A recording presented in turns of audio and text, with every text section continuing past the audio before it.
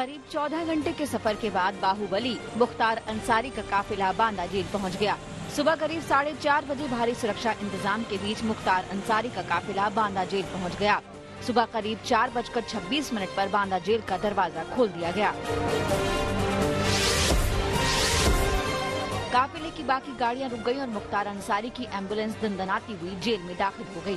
कल दोपहर 2 बजे पंजाब के रोपड़ से लेकर काफिला बांदा के लिए चला था। मुख्तार एक एम्बुलेंस में था।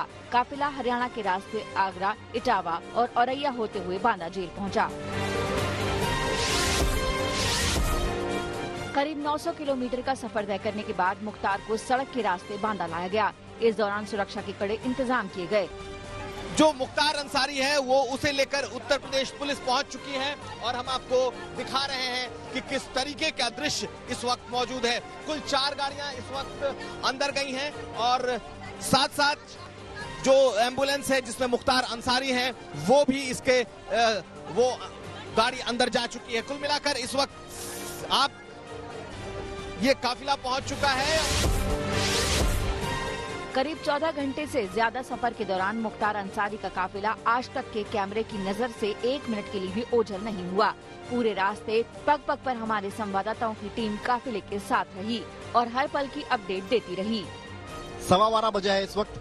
हम औरैया के मोड़ की तरफ निकल चुके हैं और अब यहाँ से कानपुर होते हुए हमीरपुर होते हुए बांदा जेल जाएंगे। जो जवान थे वज्रवाहन में बैठे थे उनको बदला गया, उन्होंने अपनी ड्यूटी बदली है। मुख्तार अंसारी का काफिला बिल्कुल अच्छी तरीके से लगातार आगे बढ़ता जा रहा है।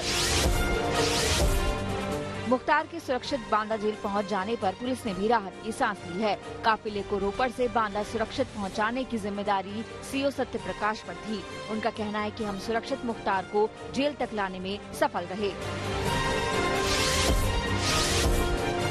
बीजेपी को छोड़कर उत्तर प्रदेश की हर बड़ी पार्टी में शामिल रहा मुख्तार अंसारी पिछले 24 साल से लगातार उत्तर प्रदेश की विधानसभा में पहुंच रहा है, लेकिन उस पर हत्या से लेकर उगाही तक के संगीन इल्जाम हैं।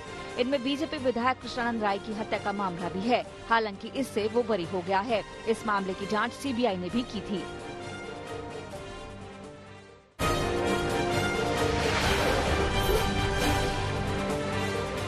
सुबह 4:30 बजे बांदा जेल में आने के बाद मुख्तार अंसारी ने जेल अधिकारियों से कहा कि वो काफी थक गया है, सोना चाहता है। इसीलिए सीधे बैरक नंबर 16 में उसे भेज दिया गया, जिसमें वो आराम करता रहा। सुबह चाय के लिए जेल अधिकारियों ने पूछा, लेकिन थकान की वजह से उसने चाय को मना किया। सुबह 10 बजे मुख्तार अंसारी का पहला कोरोना टेस्ट किया जाएगा और बांदा के CMO फिलहाल पंजाब से आए हुए थे। मेडिकल फाइल को एग्जामिन कर रहे हैं। खाने में आज रोटी और चावल के साथ उड़द और अरहर की दाल होगी। फिलहाल मुख्तार को 16 नंबर बैरक में आइसोलेशन में रखा गया है और किसी से मिलने की इजाजत नहीं है। पूरे बैरक को CCTV के जरिए मॉनिटर किया जा रहा है। थकान की वजह से सुबह की चाय को मना किया, लेकिन अब चाय दी जाएगी।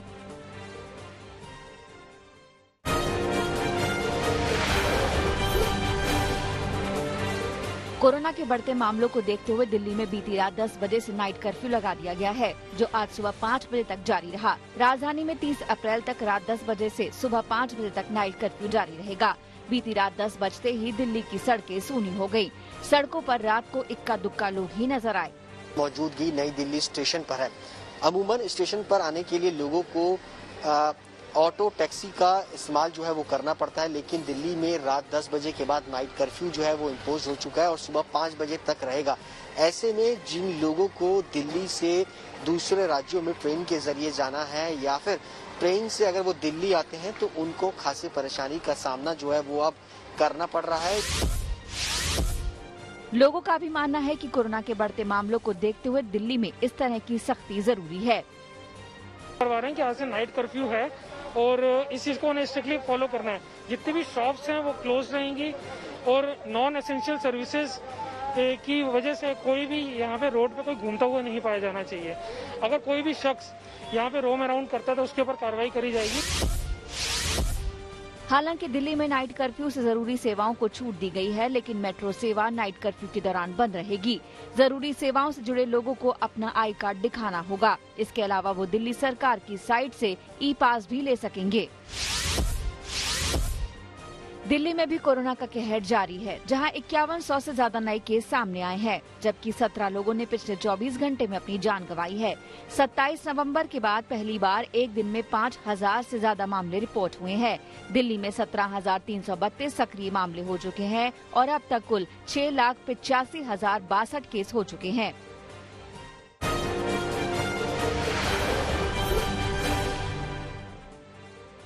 मुंबई में कोरोना के 10,000 से ज्यादा नए केस सामने आए हैं। वहीं 31 लोगों ने इस दौरान जान गंवाई है। ये आंकड़ा पिछले 38 दिनों में दोगुना है। हालातों को देखते हुए शहर की 740 बिल्डिंग को सील किया गया है। सरकार की ओर से नई गाइडलाइन जारी की गई है, जिसमें एक बिल्डिंग में 5 केस आने पर बिल्डिंग को सील कर दिया जाएगा। वीकडेज पर रात 8 बजे से सुबह 7 बजे तक बीच और पार्क को बंद करने का फैसला किया गया है। कोविड के बढ़ते मामलों को देखते हुए 10 अप्रैल से 18 अप्रैल तक बॉम्बे हाई कोर्ट बंद रहेगा। कोरोना की बढ़ती रफ्तार के बीच महाकुंभ को लेकर स्वास्थ्य विभाग ने चिंता जताई है। स्वास्थ्य विभाग के मुताबिक उत्तराखंड में आयोजित महाकुंभ सुपर स्प्रेडर के तौर पर उभर रहा है।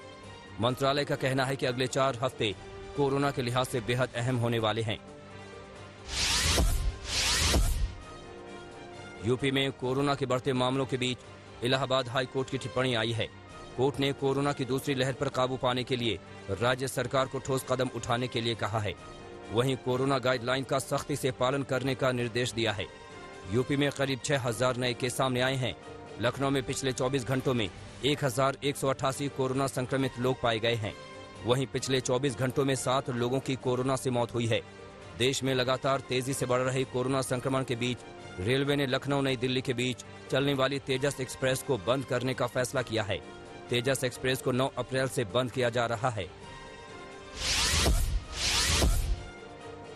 गुजरात में कोरोना के बढ़ते मामलों के बीच केंद्रीय गृह मंत्री अमित शाह से सूबे के मुख्यमंत्री विजय रूपाणी और उप मुख्यमंत्री नितिन पटेल ने वीडियो कॉन्फ्रेंसिंग के जरिए बात की।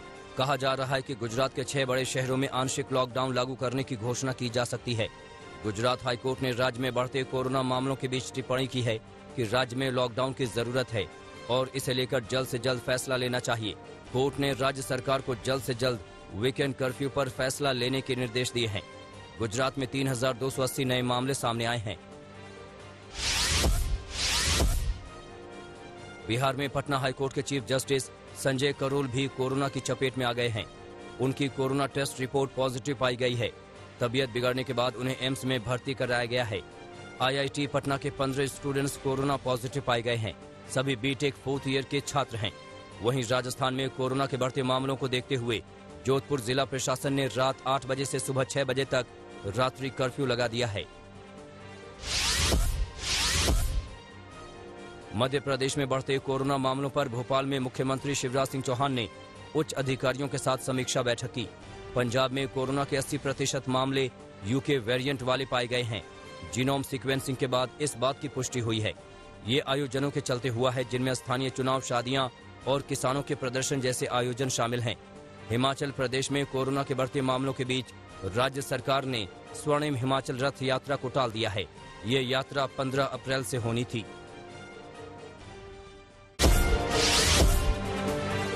आज प्रधानमंत्री नरेंद्र मोदी परीक्षा पर चर्चा करेंगे। शाम 7 बजे परीक्षा पे चर्चा कार्यक्रम के तहत वीडियो कॉन्फ्रेंस के जरिए देश के बच्चों, शिक्षकों और अभिभावकों के साथ परीक्षा पर चर्चा करेंगे। प्रधानमंत्री मोदी हर साल एग्जाम देने जा रहे बच्चों से सीधे मुखातिब होते हैं, लेकिन इस बार ये चर्चा एकदम अलग अंदाज में होने जा रही है। पीएम ने ट्वीट किया है कि इसमें दिलचस्प सवाल जवाब के साथ साथ बहादुर एग्जाम वॉरियर्स, माता पिता और शिक्षकों के साथ साथ एक यादगार चर्चा होगी। कल देश में 5 राज्यों में मतदान हुआ। कोलकाता में जहां तीसरे चरण का मतदान हुआ, तो वहीं असम में आखिरी चरण की वोटिंग हुई। इसके अलावा तमिलनाडु की सभी 234 सीटों पर मतदान हुआ, तो वहीं केरल की 140 विधानसभा सीटों के लिए वोटिंग की गई, जबकि पुडुचेरी की 30 सीटों के लिए लोगों ने मताधिकार का प्रयोग किया। पश्चिम बंगाल में सियासी घमासान जारी है। मोदी के दीदी कहने को लेकर टीएमसी ने आपत्ति उठाई, तो पीएम ने इस बार दीदी के नाम के आगे आदरणीय लगा दिया। वहीं ममता ने भी दीदी को लेकर पीएम पर पलटवार किया। ममता ने कहा कि पीएम के चिढ़ने से उन्हें कोई फर्क नहीं पड़ने वाला है। आदरणीय दीदी, ओ दीदी,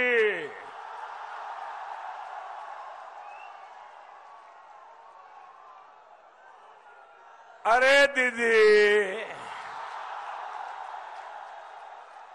हम तो मामूली इंसान हैं और ईश्वर की आज्ञा से, ईश्वर के आशीर्वाद से देश सेवा में लगे हैं। আর বলে দিদি দিদি ব্যাঙাচি জানেন তো, ব্যাঙাচি, ব্যাঙের বাচ্চাকে বলি ব্যাঙাচি, আর ওরা দেয় ভাঙাচি, ভ্যাঙাচি, মানে আমাকে ভ্যাঙাচ্ছে, আমাকে যত আমি তত খুশি, তার মানে আমার ইম্পর্টেন্স আছে বলেই তো ভাঙাচ্ছ না। महाराष्ट्र सरकार के पूर्व गृह मंत्री अनिल देशमुख ने बॉम्बे हाई कोर्ट के आदेश के खिलाफ सुप्रीम कोर्ट में याचिका लगाई है। मुंबई पुलिस के पूर्व कमिश्नर परमबीर सिंह ने अनिल देशमुख पर भ्रष्टाचार के आरोप लगाए थे। हाई कोर्ट ने मामले की सीबीआई जांच का आदेश दिया और 15 दिनों में शुरुआती जांच रिपोर्ट मांगी। हाई कोर्ट के आदेश के बाद अनिल देशमुख ने सोमवार को गृह मंत्री के पद से इस्तीफा दे दिया और अब उन्होंने हाई कोर्ट के फैसले को सुप्रीम कोर्ट में चुनौती दी है। आरजेडी नेता तेजस्वी यादव ने मधुबनी हत्याकांड के पीड़ित परिवार से मुलाकात की और परिवार को 6 लाख की आर्थिक मदद की।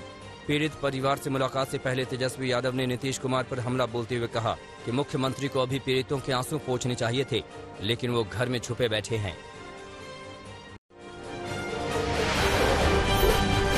बिहार के मुंगेर में पुलिस ने भारी तादाद में अवैध हथियारों के साथ एक शख्स को गिरफ्तार किया है। मामला कासिम बाजार थाना क्षेत्र के काशी नगर का है। पुलिस को सूचना मिली थी कि एक शख्स ने अपने घर में हथियारों का जखीरा रख रखा है। पुलिस ने छापेमारी की तो आरोपी के घर से 5 शक्तिशाली जिंदा बम और 4 कट्टे के साथ भारी मात्रा में जिंदा कारतूस बरामद हुई है। पुलिस ने आरोपी को गिरफ्तार कर लिया है और आगे की तफ्तीश में जुट गई है। बिहार के समस्तीपुर में एसबीआई बैंक में लूट करने वाले 2 आरोपियों को पुलिस ने गिरफ्तार कर लिया है। मामला 3 मार्च का है, जब जितवारपुर की एसबीआई शाखा में 4 बदमाशों ने धावा बोला था और हथियार के बल पर 5 लाख रुपए लेकर फरार हो गए थे। सीसीटीवी की सहायता से पुलिस लगातार लूट की जांच कर रही थी। आखिरकार पुलिस को बड़ी कामयाबी मिली और पुलिस ने 4 में से 2 आरोपियों को गिरफ्तार कर लिया। 2 आरोपियों की तलाश अभी भी जारी है। बेगूसराय में जेल की एम्बुलेंस चलाने वाले एक शख्स की बेरहमी से हत्या का मामला सामने आया है। बताया जा रहा है कि मृतक मंडल कारागार में एम्बुलेंस चलाता था। एम्बुलेंस से कैदी को जेल छोड़कर जब वो वापस आ रहा था, तभी बदमाशों ने उसे बंधक बनाया। आरोपों के मुताबिक एम्बुलेंस ड्राइवर को तेजाब पिलाया गया और उसके बाद उसके हाथ की नस काट दी गई। इस हत्याकांड से पूरे इलाके में दहशत है। वहीं हत्या से नाराज लोगों ने डीएम ऑफिस का घेराव किया है। नोएडा में तेज रफ्तार का कहर एक बार फिर देखने को मिला है। थाना सेक्टर 39 क्षेत्र के डिग्री कॉलेज तिराहे के पास एक तेज रफ्तार कार ने एक साइकिल सवार को टक्कर मार दी। टक्कर इतनी जोरदार थी कि साइकिल सवार ने मौके पर ही दम तोड़ दिया। सूचना पाकर पुलिस मौके पर पहुंची और कार चालक को हिरासत में ले लिया। पुलिस ने शव को पोस्टमार्टम के लिए भेज दिया है और कार चालक पर आगे की कार्रवाई कर रही है। चित्तौड़गढ़ की पुलिस को बड़ी कामयाबी मिली है। यहां 3 थानों की पुलिस ने अलग अलग कार्रवाई करते हुए भारी मात्रा में अवैध हथियारों की बरामदगी की है। हथियारों के धरपकड़ अभियान के चलते निम्बाहेड़ा, भदेसर और निकुंभ पुलिस ने अलग अलग कार्रवाई की। इन कार्रवाइयों में 8 आरोपियों को 13 अवैध पिस्टल और 11 जिंदा कारतूस के साथ गिरफ्तार किया गया है। पुलिस अब इस बात की पड़ताल में जुट गई है कि आखिर इन आरोपियों के पास ये अवैध हथियार आए कहां से। विदिशा में महिला का अश्लील वीडियो बनाकर वायरल करने का मामला सामने आया है। बताया जा रहा है कि यहां पुलिस के साथ नगर सुरक्षा समिति सदस्य के तौर पर काम कर रहे एक शख्स ने एक महिला को नौकरी का झांसा देकर उसके साथ शारीरिक संबंध बनाए। आरोपी ने अश्लील वीडियो भी बनाया और वीडियो को वायरल कर दिया। महिला की शिकायत पर आरोपी को गिरफ्तार कर लिया गया है। पुलिस आगे की तफ्तीश में जुट गई है। हरियाणा के झज्जर में एक युवक को सिर्फ इसलिए मौत के घाट उतार दिया गया क्योंकि उसने अपनी बहन के साथ छेड़खानी का विरोध किया था। मामला असौदा थाना क्षेत्र के दहकौरा गांव का है। जानकारी के मुताबिक स्कूल जाते वक्त युवक की बहन के साथ कुछ लोगों ने छेड़खानी की थी। युवक ने इसी बात का विरोध किया था, जिसके बाद आरोपियों ने युवक को पकड़कर पीटा और बेरहमी से मार डाला। पुलिस अब पूरे मामले की तफ्तीश में जुट गई है। मध्य प्रदेश के गुना में दिल दहलाने वाला मामला सामने आया है। केस सिरसी थाना क्षेत्र का है। यहाँ एक शराबी पत्नी ने अपनी पत्नी को लोहे की रॉड से कई जगह दागा है। आरोपों के मुताबिक महिला का पति चाहता था कि महिला एक दूसरे शख्स पर रेप का झूठा मुकदमा दर्ज कराए ताकि क्षतिपूर्ति राशि आरोपी को मिल सके। जब महिला ने ऐसा करने से इनकार कर दिया तो आरोपी ने महिला को बुरी तरह से पीटा और उसका शरीर लोहे की रॉड से दाग दिया।